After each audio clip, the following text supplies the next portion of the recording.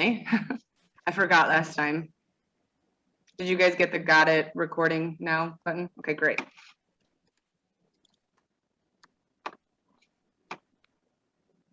So what we're working for is we want to look at the strengths within your districts, your LEAs, and we also want to look at those barriers that could possibly stand in the way of meeting the intent of the legislation. So we need to look at both sides. Like, we're good here. This really isn't a huge concern. We can always strengthen it, but we're in a good path here. But here's the part that we really need to focus on. So it's going to be very individual for your districts and LEAs. We're all on different paths. We're all on different points along that path. And so we just want to make sure that we are recognizing where our strengths and where our needs lie, and then creating a plan of how we're going to get to the end. So that's our whole focus here. We really have a gift in that we have this planning time. The guidebook is going to come out in a couple of months, and then we'll have really more specific details related to that, and then we can really put specifics to our plan. But laying that foundation will be really important. So here's our scope and sequence. So we've talked about the understanding dyslexia a bit. Obviously, we've just hit the surface of that. Well, we'll keep bringing back more and more information on that. We talked about the legislation requirements and the timelines. We talked about, and today we're going to talk about like needs assessments.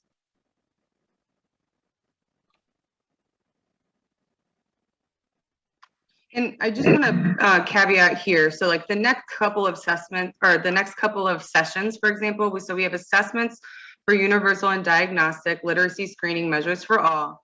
And then we have, after that, selecting and deselecting assessments to develop your assessment system. So knowing that, if you were with us in the first year during last year's network, we did talk and cover assessment to an extent.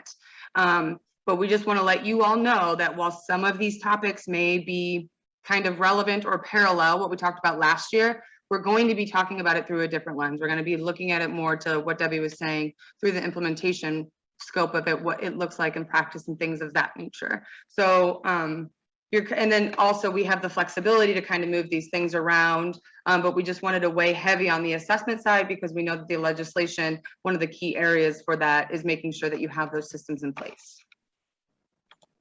And I want to emphasize too that when we're talking about assessments and then how it relates to practice, because that's where we really get the bang for the buck, is how do we use those assessments to guide our instruction. This is to benefit every child in your district. So if we meet the needs of our students with dyslexia, wherever they are on that spectrum, we are going to meet the needs of every child in our district. So trying not to think about, oh gosh, this is one more thing. It's really not. It's going to strengthen our instruction and the assessment process we have for all of our children. Just the children with dyslexia are not this separate bucket of kids. So just kind of keeping that in your mind might actually take a little pressure off in thinking that I've got to have this whole other thing just for the kids with dyslexia. That's not the case. Very good point. So we wanted to remind you all, we took a minute last time to look at this spreadsheet here. And if you remember, it was just the template. We also linked to it in the Level Up for Literacy newsletter for something to help guide you with your teams as you begin to talk about these things. So like to Debbie's point, it's not all about just these timelines. We're talking about how we can make our systems overall just more effective, right? So that they can support, specifically students with dyslexia, but also all learners. So if you want, across the bottom of this, we've put the different topics that we'll have at each session here. So if you want, you can make a copy of this document and save it to your Google Drive. And you do that by, so this, first of all, the document itself is linked in the Padlet. You'll see here, it's called Note Template under Session 2. I'm going to go ahead and put a link in the chat.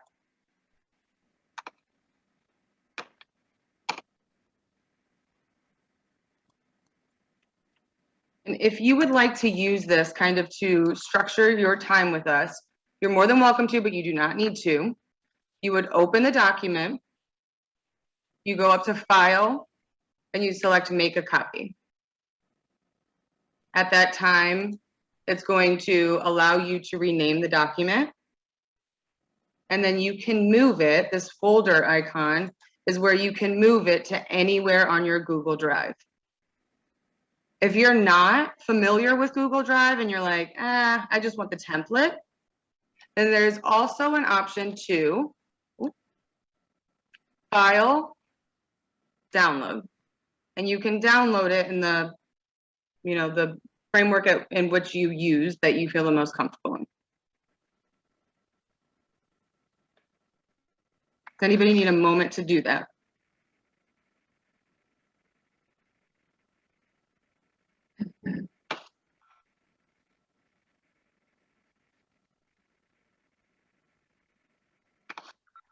All right, so based off of some of y'all's feedback from our last session, some people were feeling a little overwhelmed. Like, I just am just now understanding what dyslexia means. Like, whoa, right? So like we said before, this is a process and a journey. And each session, we're gonna kind of start with these callbacks to the previous session to kind of remind you of different things, and then point you to other resources that we have available, but then also give you some frameworks for thinking. And those are gonna continue to guide our discussions, and hopefully give you the vocabulary that you need to be able to go back and explain this to the people at your house, right? So as we watch this video, it's a way of looking at dyslexia through, this is what this student with dyslexia could look like in a classroom, right? So we got away from all the legality, big mumbo jumbo definitions, and we're just going to show this video to you. And then afterwards, we want to just hear from a few of you. What was a takeaway? What made you think differently? What confirmed your thinking? It's just a 3-minute video.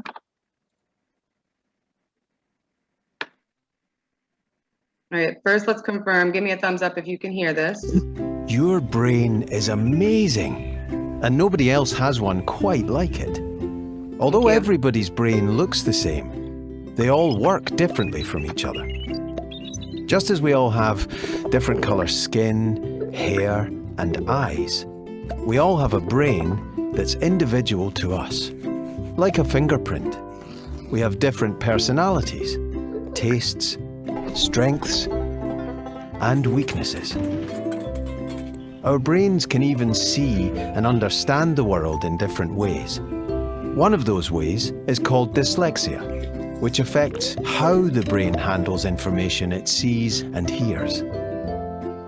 Dyslexic people may find it difficult to match letters to sounds and to remember how to spell words. They may even see letters moving around when they're reading. They might have trouble telling left from right.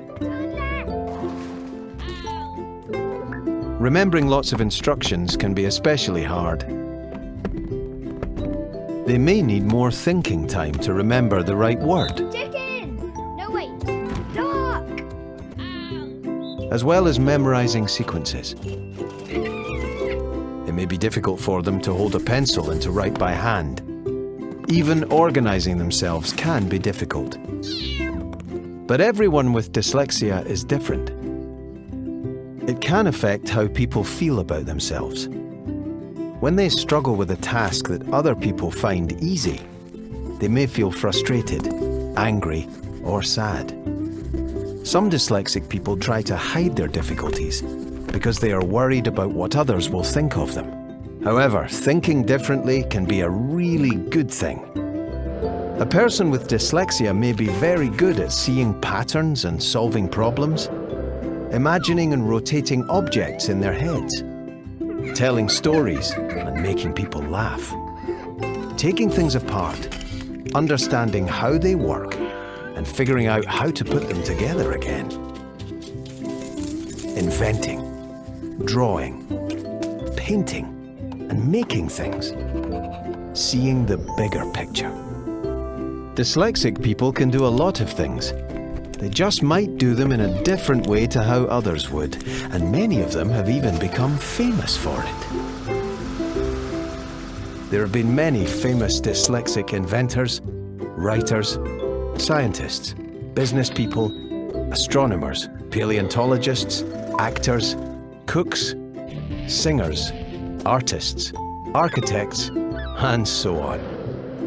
Dyslexic people have changed the world. See dyslexia differently.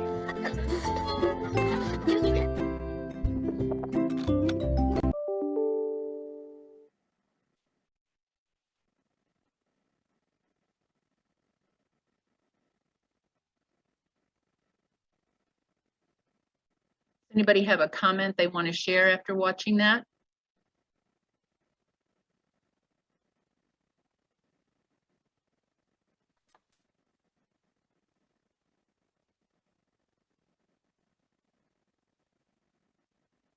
I can share a little bit of what I was thinking. This is the second or third time that I have seen this video. I do want to make it clear that dyslexia is not a gift. It kind of says, you know, that there can be some good things that come out of this. And I've also heard, seen some things on some of the Facebook groups where they're saying that dyslexia is a gift. It absolutely is not a gift. And we need to really make sure that we're seeing the importance and the urgency of really supporting these kids so they can accomplish what they're capable of. I would just think about how many more kids would be the engineer, the scientist, the psychologist, the professional fisherman, the guide into the national park system, if they had these teachings in place so that they can read and comprehend and function in society as the rest of us are. But they need those supports to be able to do that. So I just think that there's a bunch of kids that are getting left behind because they aren't getting the instructional supports they need with a sense of urgency. We can't sit and wait. We can't waste a single minute of instructional time, planning time for these kids, because really their lives are being held in the balance. Anybody else want to share? Did you hear that feedback? Is it better A now? little bit. Yes. I don't know why. Let me just make sure that video closed. That sound a little better, Deb? Yes. And keeping in mind what Jackie had referenced earlier, that this is going to be a phase-in model. But as LEAs, we need to be really intentional about that phase-in so that we are planning up front and really thinking intentionally about that planning to meet the needs of all of our kids. You know, I heard, looking at the research, if we taught every child as if they had dyslexia, all kids would learn to read. Kind of an interesting piece of research right there. So I don't know why it's doing that. Debbie, I'm gonna mess with this. You wanna hit this slide? Yeah, sure. Okay, so when we're looking about structured literacy, which we had talked about previously, that really provides that really strong core in tier 1. It needs to be highly explicit. It needs to be systematic. It needs to be sequential in teaching those foundational skills. We talked about the content that needs to be, when we looked at Scarborough's rope and we looked at the science of reading, the simple view of reading, excuse me, we looked at that content, you know, that it needs to make sure that it includes that explicit, systematic, sequential instruction in phonemic awareness, in phonics, orthography, morphology, syntax, semantics. All of those need to be included. And then we're talking about how it's that explicit, systematic, cumulative, hands-on, multi-sensory, engaging work, and having those diagnostics ready and available so that we can be responsive in our instruction. And this will work with all children. Does anybody have comments around this at all? So the structured literacy supports.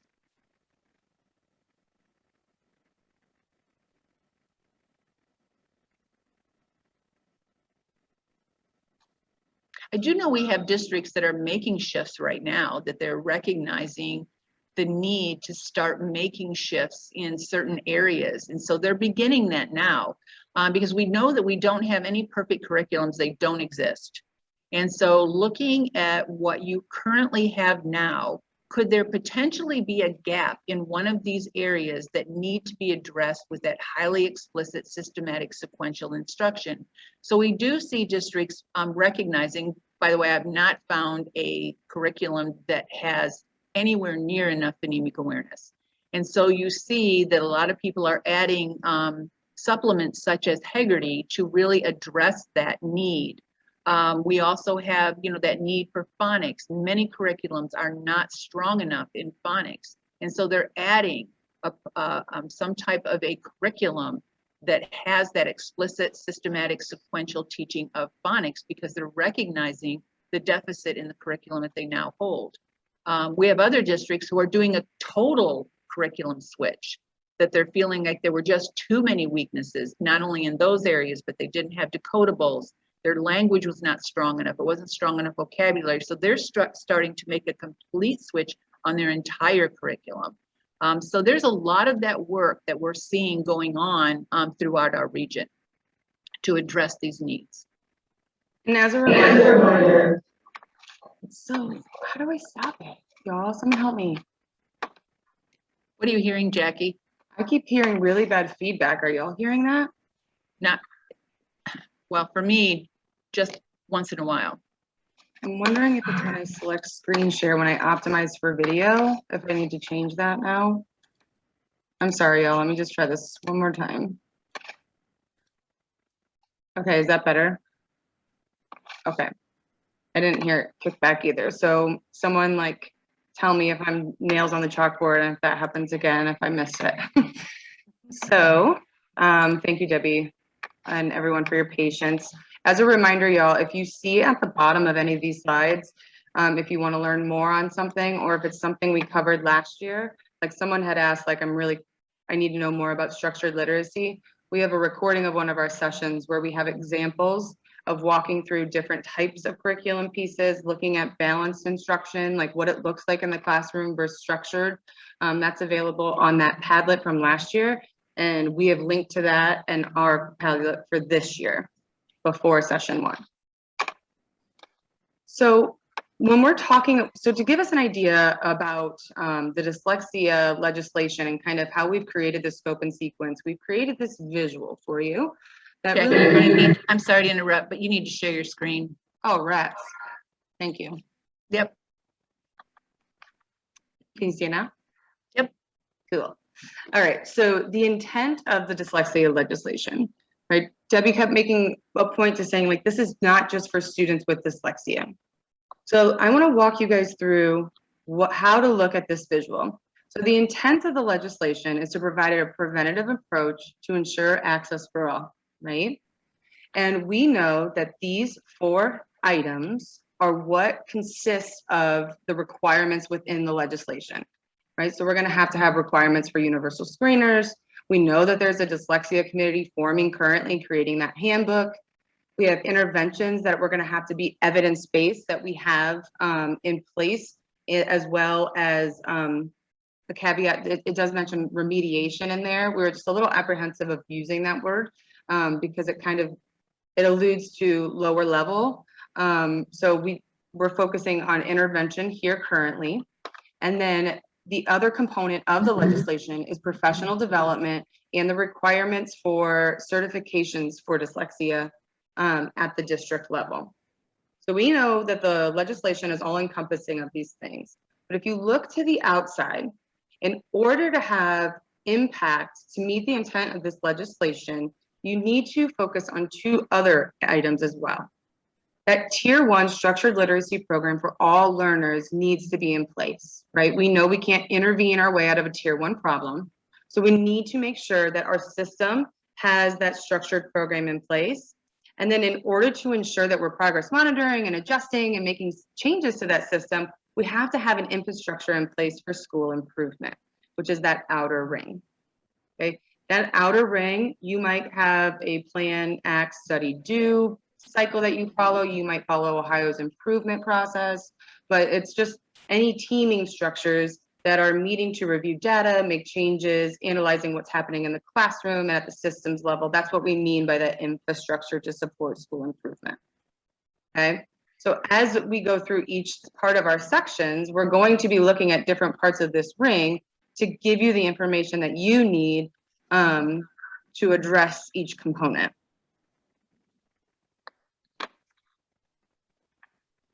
Right, so I want to build on what Jackie said there. In the center of that ring, it's a preventative approach.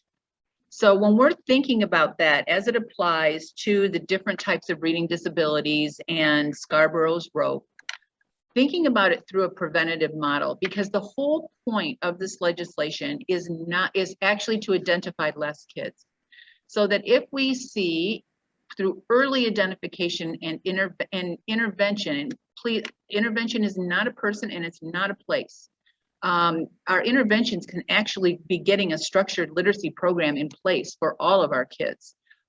So when we identify a 4 or a 5-year-old that they are showing signs of dyslexia, because we can identify that young, it doesn't mean we're testing them. It means that, okay, here's their gaps, and we need to really be intentional about filling that gap immediately. So what structures need to be in place? So we know that when we're talking about children with dyslexia, that is a phonological deficit. Okay, so that is the part of the brain that we really need to have that urgency of instruction. And if we look at Scarborough's rope, do we see that on the word rec side, or do we see it on the language comprehension side? I saw Sue mouthing it. See, it's on the word rec side, right? So, and that's where the majority of our disabilities are going to fall.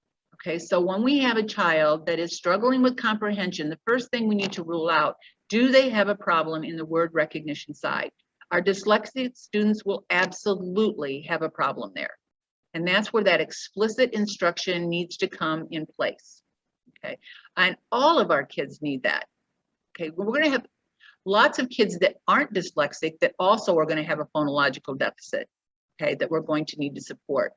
So when we're talking about the other types of disabilities, such as fluency and naming speed, when we have that deficit. So you can look at the different percents. Okay, so we have fluency and naming speed, 10 to 15% of kids will have a deficit there. Compare that to the phonological deficit. 70 to 80% of our kids will have a deficit there. I mean, just think about that for a moment. And I believe that that's why we see districts making that shift to filling in that gap with teaching more phonological and awareness and phonics, because that's where our deficits lie. And then the third type of disability is that language comprehension, and 10 to 15% of our kids will also have deficits on the language side. And as you see by that graphic, we will have kids that will have deficits in all three. We'll have kids that have deficits in 2, or they'll have a deficit in 1. Any questions or comments around these frameworks?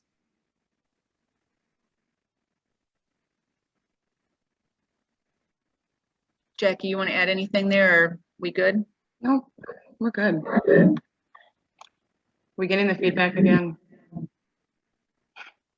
Does anybody have a trick? What am I doing wrong? Sometimes signing off and then signing back in will help it.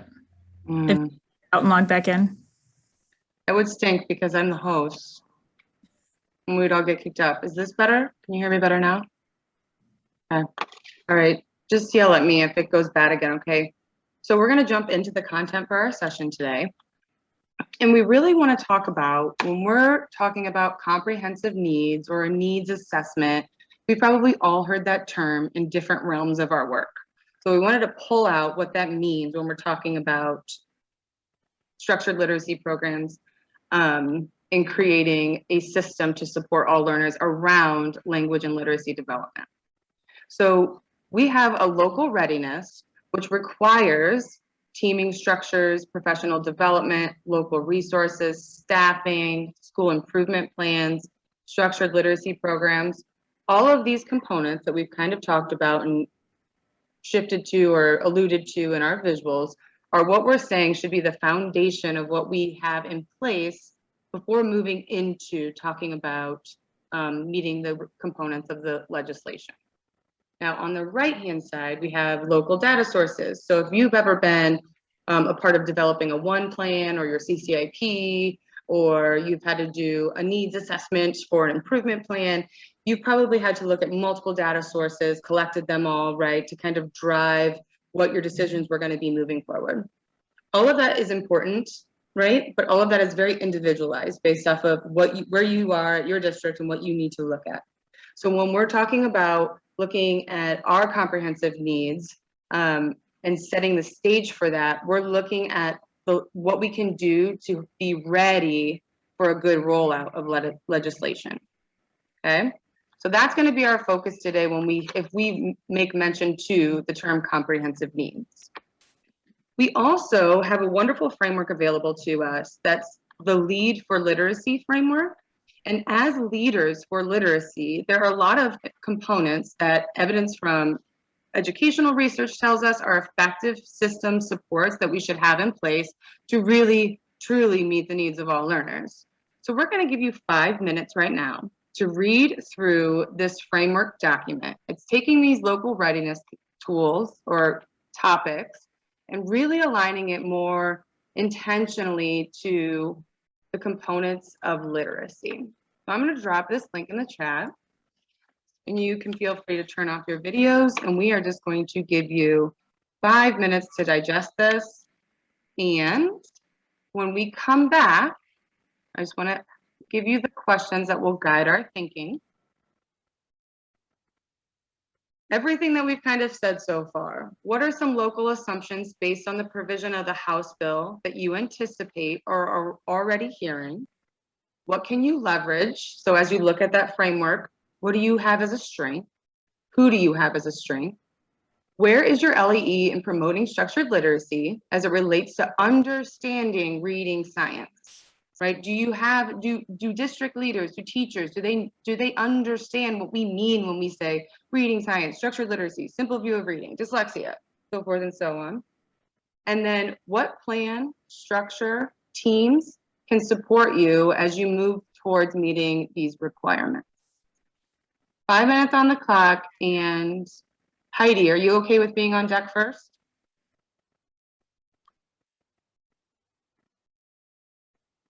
Thank you so much. Okay, we're gonna hit to Heidi and then we'll ping pong from there.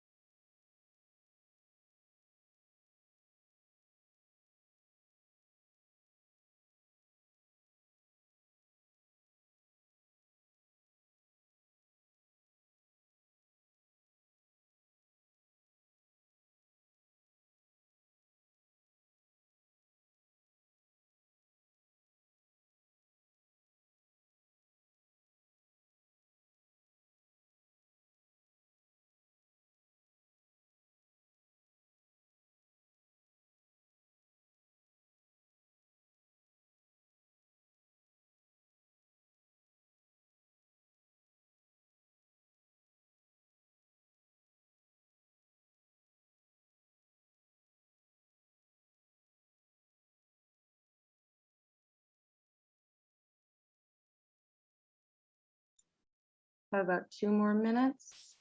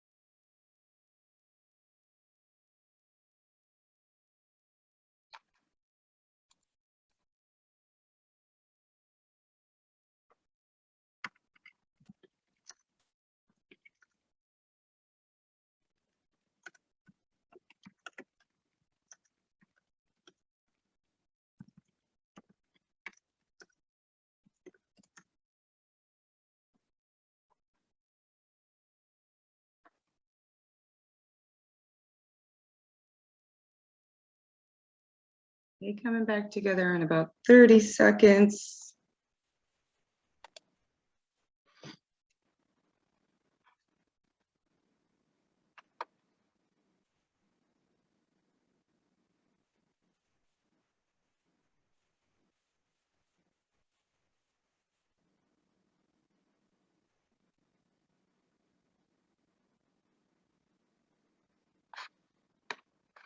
Okay, we're just gonna open the floor now, y'all. We're gonna give Heidi the floor. If you would like to be on deck, feel free to raise your hand using the icon, put in the chat on deck, or just unmute and we'll let the conversation flow. By no means you have to identify what question or even follow the frameworks of these questions. We just want you guys to have the opportunity to talk amongst each other. Okay, so one thing that I feel like we are starting to have a better understanding of is like providing interventions and working with teachers to make sure that they're understanding where they are in terms of reading instruction and providing supports to their students that we have identified as needing additional support. I think we have noted some gaps in our current curriculum and are working to try to fill in some of those gaps, but I don't know if we're filling in all of the gaps currently. So I think we need to continue to look at where those gaps specifically are and try to figure out if we do need a new curriculum altogether or if we can just supplement with different things to fill in those gaps. Sorry, Belle. That's okay.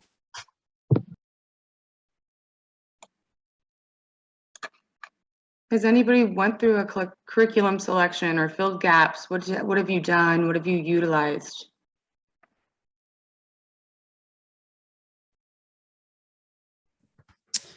We looked at, that phonemic awareness and phonics part, and so have trained all of our K2 teachers in Haggerty and started that as a daily practice.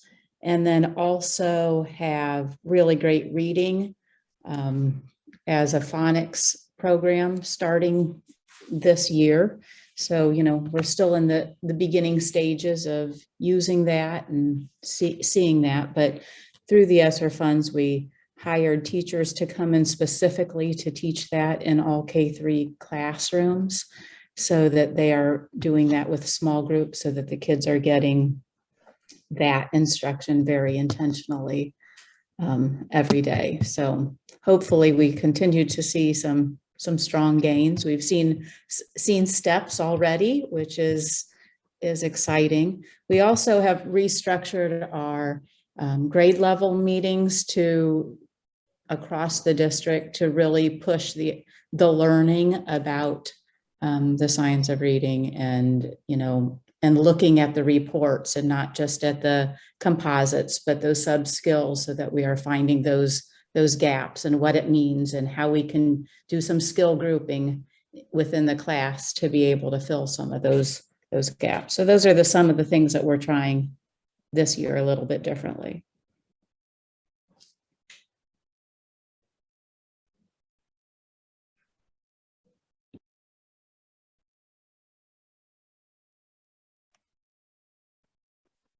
Tammy shaking her head. Tammy, do you have something you could share around this?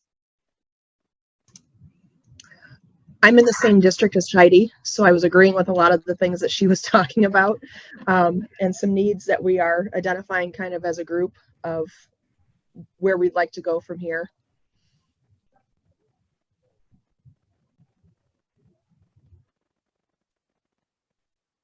Brandy, do you have something to share? No. We are working grade level by grade level, looking, actually second grade is meeting today, moving towards structured literacy. I feel like there's one at each grade level, one teacher at each grade level that wants to go that route, but doesn't know how. We don't know where. Getting subs to get the professional development to do it is one of our biggest struggles right now. We have the money to do Orton Gillingham training for everyone, but it's a week-long training and getting a sub for a week is really hard. So we really feel like we're at a roadblock right now with where to go next. So. Has anybody had, knowing that subs are an issue across the entire region, what does anybody, do you have a certain system in place that kind of provides the lack of a need for a sub, or have you tried other avenues for professional development? What are y'all seeing?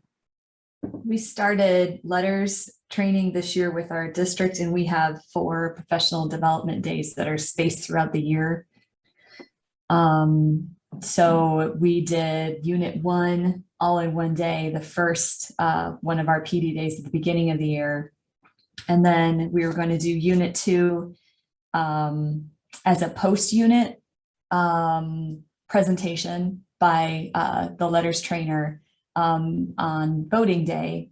But what we've had to accommodate is the fact that it is a lot of work outside of it. And I knew that, but I didn't know that this year was going to start a little bit like a dumpster fire.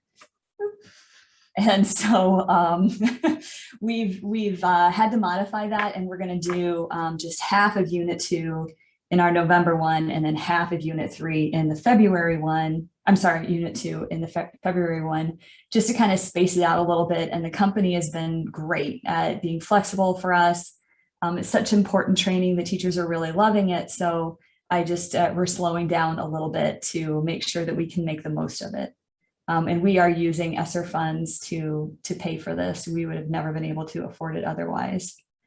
Can you explain what letters is for everyone real quick? Oh, briefly? Okay, so, sorry. That's okay. It's okay. Language essentials for teachers of reading something.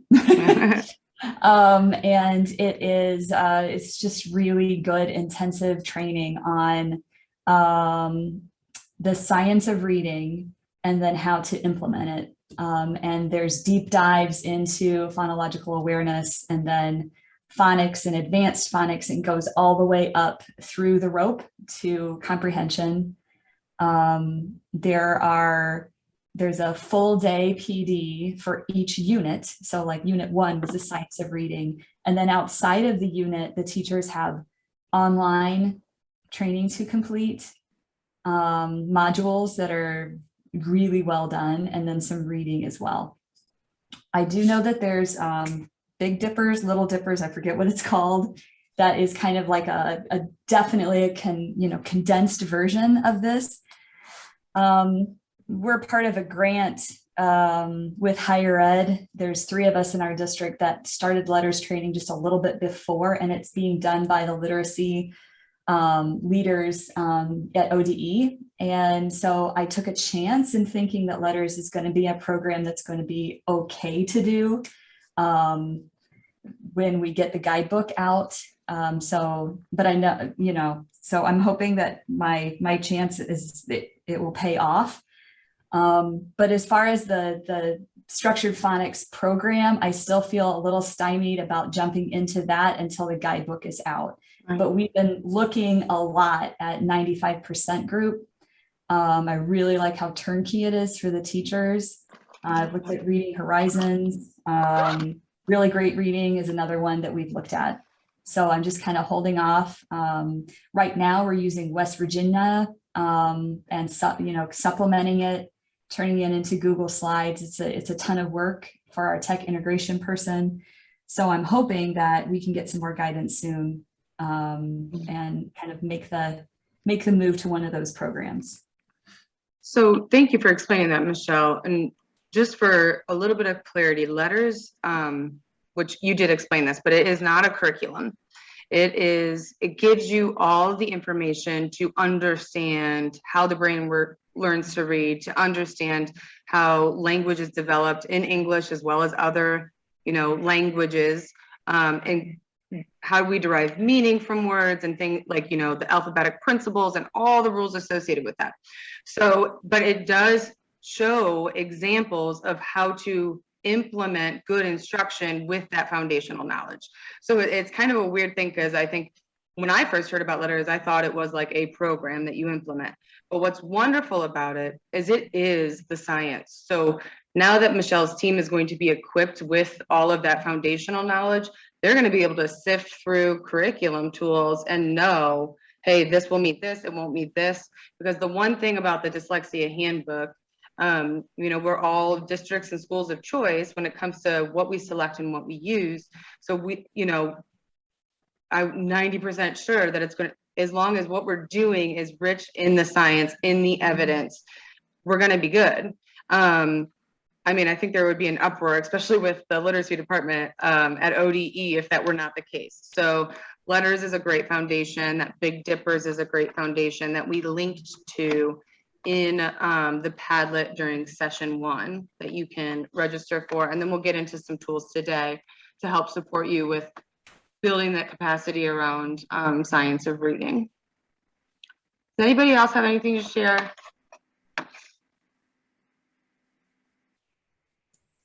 So Okay. I'm You, at a high school, and we did our tier 2 and tier 3 RTFI yesterday with Debbie, and learned a lot about the systems we have in place and the things that we are and are not doing, and the need for more of a formalized process. So after Debbie left, we did a lot of brainstorming and came up with some action steps to help us improve on our RTFI for tier 2 and 3, basically just getting a team together and start coming up with some formalized procedures.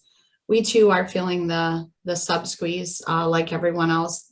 Fortunately, being at a high school and having designated periods of planning times, and we're often able to get a building leadership team meeting embedded in our workday by asking other high school teachers to cover and then compensating them.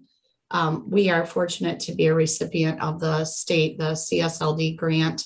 And so that has helped us a lot in being able to afford some different trainings and instructional strategies and data, and working with Dr. Josh Lawrence through Reading Ways on really amping up our literacy and our knowledge of literacy. We're getting ready to do some more trainings with disciplinary literacy and the science of reading here in November with some online modules with Dr. Lawrence that will be led by Dr. Kreis. I believe she's also on this meeting. So jump in, Kelsey, if you have anything else to add.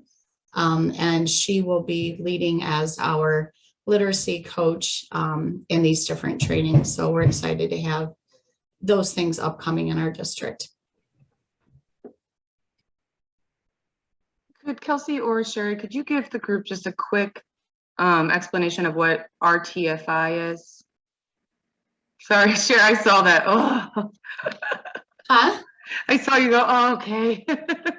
No, I went, oh, okay, maybe I better do this because I did the facilitator 1 training for RTFI. So the Reading Tiered Fidelity Inventory is a system that was developed by the state of Michigan, that state up north.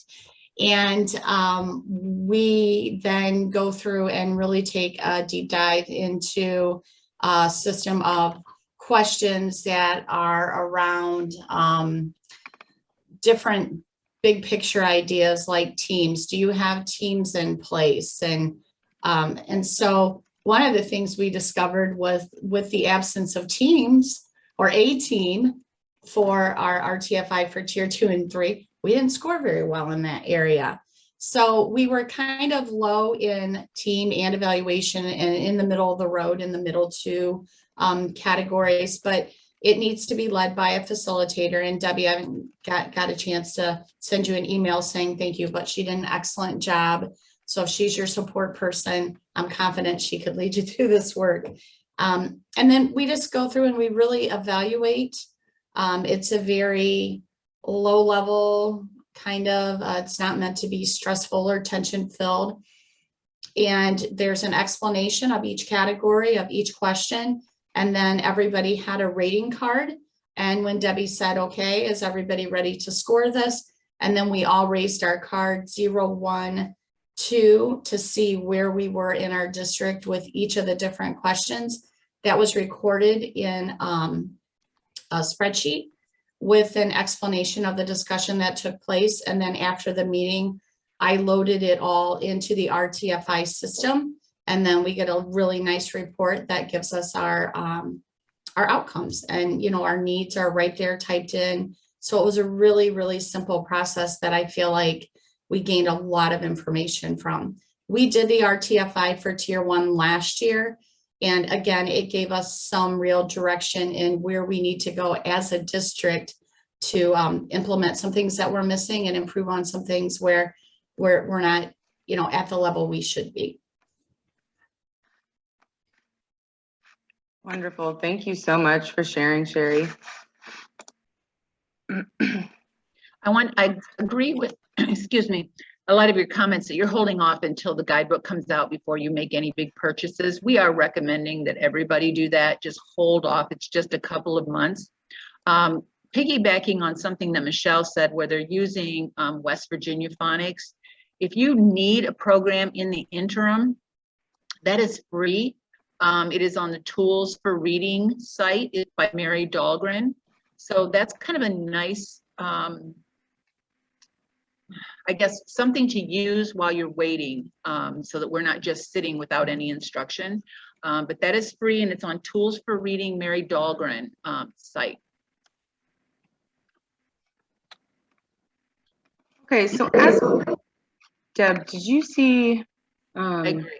Yeah, you agree? I agree. We're on the same page. Okay.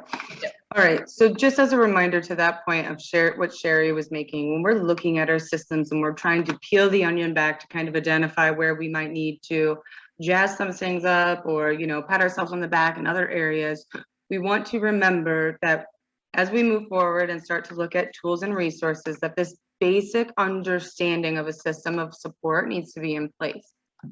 So every single student receives tier 1 instruction, right? Then you see this plus sign. That means, and then if that child needs additional supports or interventions, then they might receive something in what would be considered a tier 2 intervention. This is not a place, this is not a location. The reason being for the various amounts of tools is that we know that there's a certain amount of, I guess, individuals, learners that would always statistically, I guess, based off of norms, need that additional support. And then statistically, we know that some students, even with tier 2 supports, are going to need additional supports, right? So when we think about like, well, if tier 2, tier 3 isn't a place, then why do we have tier 1, tier 2, tier 3, right? Like, but this allows us to kind of break things up, to understand ratios, because there's laws in place for different types of teachers and how many students they can have. So in my head, I'm trying to start to unpack, okay, why did we get to the place where tier 2 and tier 3 was a place or a person? And, you know, a lot of it comes down to licensure. And then, you know, when we're provided certain things, we get into kind of certain practices that kind of allude to an individual or a place. So we're going to dive into some of those tools and resources, but we wanted to give you another way of maybe contextualizing this work, because anytime, I'm going to let you just look at this for a second before I start reading or talking.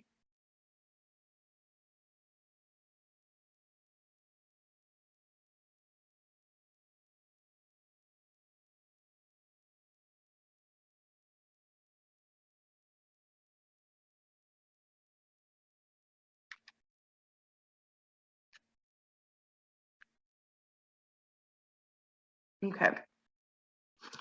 So over here in this blue box, we've broken down what it means to be compliant to a law as it relates to the intent of the legislation. Now, anytime a new legislation comes through, oftentimes it's put on like an individual and they're like, okay, you do this, like you're kind of like the person that's charged with this, kind of figure it out for us and then tell us what we need to do type thing, right? And we get into oftentimes first making sure that we're documenting, we have our policies updated, we're like, you know, we have the new signs in the office that say this to parents and et cetera, et cetera.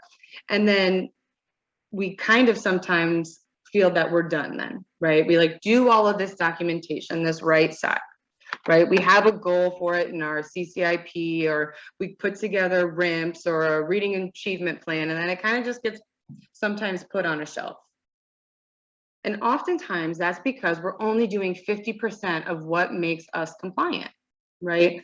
I mean, the ultimate goal of all of this legislation is to improve student outcomes, right? So if we're only documenting and we're only creating plans and we're only creating policies, but we're not acknowledging the fact that we have to implement those plans, monitor them, execute them, and then constantly be intentional about what they say. And if they're working, if they're not working, make changes, then we're only living in one side. So like, I'm sure you've seen a person, let's say a special education director who's running around February every year, and they have all this paperwork and they're stressed out and they're creating all of these reports, and they're, you know, or a case manager, right? They can't come to the co-teaching class because they have to write all these IEPs and ETRs and things of that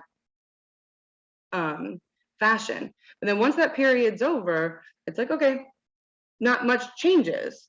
And not to any individual specific fault, but we have to have systems in place that not just acknowledge the documentation requirements of legislation and laws, but also what it looks like in practice, because that's why we're documenting it, is so that we can implement it, right? So the intent of being compliant with the law is going to be in these two buckets. Our role as an SST is not to explain to you how you should document it and write it and put it into your RIMPs and things of that nature. We want to give you the tools to propel you to what this is going to look like in practice, how it will have impact on your individual learners.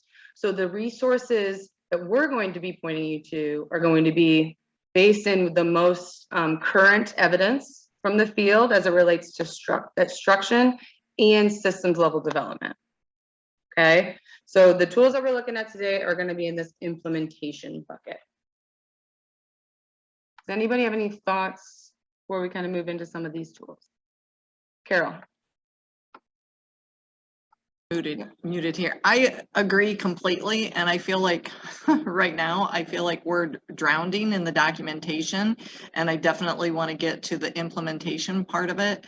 I think our school definitely does a good job, keep re-looking, but it gets to be a mountain, and it feels right now overwhelming. And that's why I reached out to you to say, what are maybe we're doing more documentation that's really necessary, that we can focus more on getting to the kids what their needs are and not get so hung up on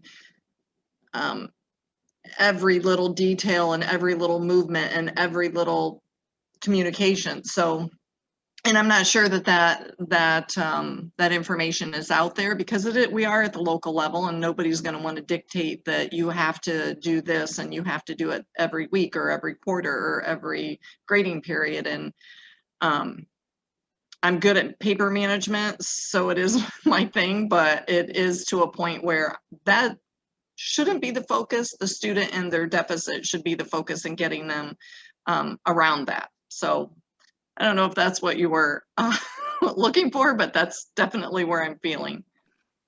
No, I love that you share that and we're willing to be vulnerable with us, because like I completely understand. Our practices, we often think are the law. So we have to go back and revisit what the law is, what the intent is, and then realize, you know, oh, wow, like there is no right way to do this, right? So it's going to be based off of the needs of your students. Does anybody want to add to that?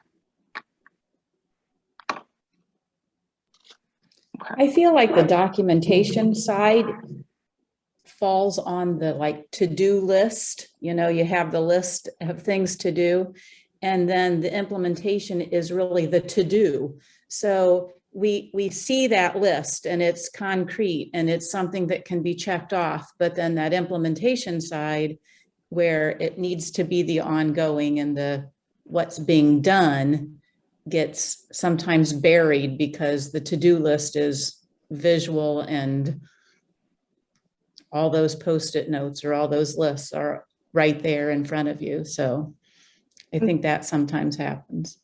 That's such a beautiful way of putting it. And just a quick thought about how possibly that could help. So we know, for example, let's just say a child is on a RIMP, right? And they have specific interventions in place. We know that the parent needs to be involved in what that process is. They need to be updated with progress monitoring, right? So we go in, let's say I'm a teacher, I write my RIMP, you know, I might have my student services coordinator, whoever it might be, my principal kind of eyeball it or whatever. And then I have this meeting with the parent. I say, we're going to give XYZ interventions. And then, you know, they go to this one thing, this room or whatever, and they get like the same program day in and day out, right? So I always think, wouldn't it be more powerful that when I go into that meeting with the parent, I can show you an example of what I'm going to be providing for instruction based off of that skill. And then I already have my progress monitoring tool selected, right? Based off of how often that skill is going to be monitored. Because what we need to do is communicate to parents, and they have a right to know that communication system. So if I have all of that selected and put in place up front, and that's a part of my checklist, right? My implementation, like there could be an implementation checklist, right? To make it that tangible to do, then I will walk into, you know, passing that to whoever is providing that support or whatever with a very cohesive plan, with the materials in place, with the, you know, the progress monitoring indicators in place, etc.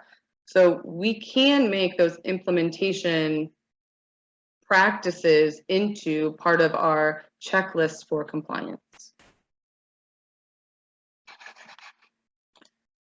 So if you're following along in the PowerPoint, we're gonna skip this for now. We have a smaller group. I feel like this talks about some implementation success and comparing a few different districts, but it sounds like you guys are hungry to kind of get your hands on some resources and sharing and looking at some resources together. Would that be correct? Okay, so we're going to skip to here. Deb, I don't remember if you're do you want me to explain this or do you? I'm good. Okay, all right. So knowing back to this visual infographic about the intent of the legislation, for today's purpose, when we're talking about comprehensive needs, we're going to be looking at these two outside rings. Okay, what tools, inventories, resources are available to support you and your teams in developing or strengthening your school improvement infrastructures and or developing, improving a tier 1 structured literacy program. Okay, so these tools, based off of the specific items that we looked at in that local readiness side, there's tools specific for teaming structures. There's tools for having an Ohio improvement process in place. And then there's 2 tools here for creating a structured literacy program. Okay, so we have in the teaming thing, we have this champion identification and reflection engagement tool. This is how can you get those pioneers, those individuals, stakeholders, kind of to help pilot and implement the start of this work, right? So there's an inventory for that. We have a way to monitor your implementation of a school improvement process. Then we have the reading tiered fidelity inventory. This is the elementary edition. And then there is also a science of reading implementation guide. I don't know why it's not linked in this, but I'm going to show you how to get there in the Padlets because we're going to send you all to rooms. Okay. We're going, oh, here we go. It's linked in this next one. So this is the same chart from before, but we're going to give you a half hour in your breakout rooms. And as a team, as a group, just have someone keep an eye on the time. And if you need it, you're going to appoint a facilitator. Okay, if you don't really feel the need for that, that's totally fine. But you're going to go through 2 or 3 of these documents during that time. You're going to take some time to independently skim the one your group selected. Then you'll have a conversation about it. Could you use it? Has anybody used it? What are the realities that you would face with doing this or using this tool? Address any concerns, questions, whatever. We do not care how many of these documents you get through. This is your time for y'all to collaborate together, okay? So you can pick as a group which one you think is the most relevant to you. As previously mentioned, I said there was one that was left off. This Science of Reading Implementation Guide is like a specific scope and sequence of how you could build the capacity around your staff for the science of reading. Okay, and like how PD you could do, things that you could send her for teaming, etc. Does this make sense what we're gonna do? 30 minutes is a long time, and we don't want anybody to be sitting in rooms twiddling your fingers either. So we're gonna launch a question to the groups in the chat box at around 15 minutes and see where we're at, okay? So pick whatever tool you want, how you can access those tools on the Padlet. We have session 2, and then we have shared resources and materials for session 2. Here, we'll have that engagement tool, the RTFI, the OIP implementation criteria and rubric, that Science of Reading Implementation Guide, and then some previously mentioned things. I'm going to drop the link to the Padlet again into the chat, and I'm going to send you all into breakout rooms right now. We good?